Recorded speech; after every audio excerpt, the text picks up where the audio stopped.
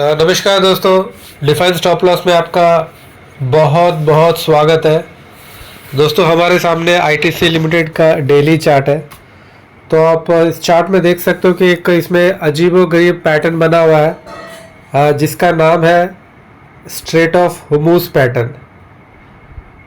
ये यहाँ पे आप देख पा रहे हो, ये है आपका जो स्ट्रेट ऑफ हुमूस है, ठीक है ना। और ये स्ट्रेट ऑफ हुमूस बना है, तो जब तक इसका जो प्राइस है स्ट्रेट ऑफ हुमूस के ऊपर रहता है तो we can consider the stock to be in a momentum. यदि ये इसके नीचे आ जाता है so then it will lose it momentum and the stock will become negative. तो इसको ऐसे नीचे नहीं आना चाहिए, ठीक है ना दोस्तों।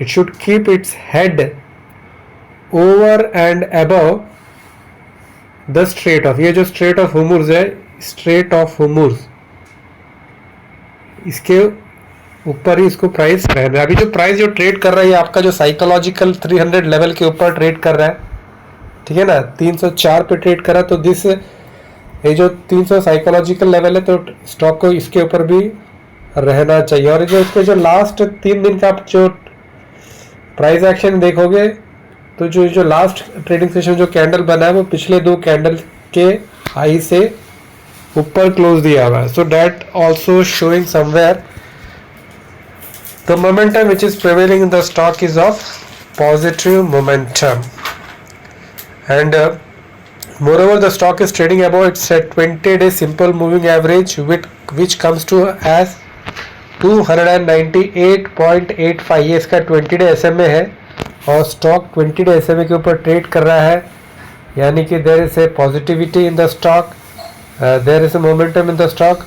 But one thing which you have to keep in your mind is the stock is trading below its super trend, ठीक है ना दोस्तों। सुपर ट्रेंड पॉजिटिव के नीचे ट्रेड कर रहा है। जब तक ये स्टॉक 311.09 को क्रॉस नहीं करता है तब तक इसका जो सुपर ट्रेंड है पॉजिटिव रहेगा। So this 311 is going to act as an resistance for the stock, ठीक है ना। कि यहाँ तक जाएगा ज़रूर, लेकिन यहाँ पर रेजिस्टेंस फेस करके फिर ये नीचे आएगा, ठीक है ना। हो सकता है फिर ये ऐसे ऊपर जाए, but this will act as an resistance. इस चीज़ का आपको ख्याल रखना बहुत ही ज़रूरी है। तो अब हम देख लेते हैं 50 और 200 डे EMA कहाँ पे लाई कर रहे हैं, whether it is trading about 50 day EMA और whether it is trading about 200 day EMA। So 50 day EMA आ चुका है और ये price is trading below 50 day EMA और 200 डे EMA अभी तक आया नहीं है। What is the issue? ये इशू कुछ नहीं है, बहुत ही ऊपर है, ठीक है ना। तो ये दिखा रहा है कि the stock which is below 50 day EMA shows there is a weakness in the stock. और इसका जो लॉन्ग टर्म ये है, जो 200 EMA, this is a long term moving average. तो ये इसका जो लॉन्ग टर्म भी कमजोर है। This is a long term and this is a short term. So the stock is trading below both 50 as well as 200 day EMA. So this is showing somewhere negativity in the stock। और जहाँ तक DMI का सवाल है, तो basically इसमें हमें देखना क्या होता है कि DI पॉजिटिव ऊपर है कि DI नेगेटिव ऊपर है। तो लेकिन यहाँ पे आप क्या देख रहे हो, DI नेगेटिव ऊपर है, ठीक है ना। और जो ADX का वैल्यू 30 है, तो मतलब नेगेटिव मोमेंटम है और नेगेटिव मोमेंटम में काफ़ी स्ट्रेंथ है। 30 showing the strength of the negative momentum. So you have to be very careful because positivity is not reflected by DMI and as RSI is concern it is at the mid level, ठीक है ना। 50 पर है, ना ही ज़्यादा ऊपर है ना ही ज़्यादा नीचे, एकदम बीच वाली स्थिति है।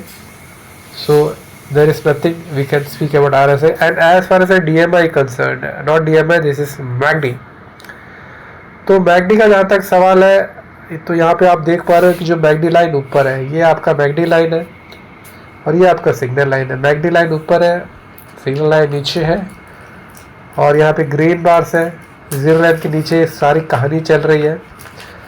तो दोस्तों MACD line is okay, no issues with the MACD line.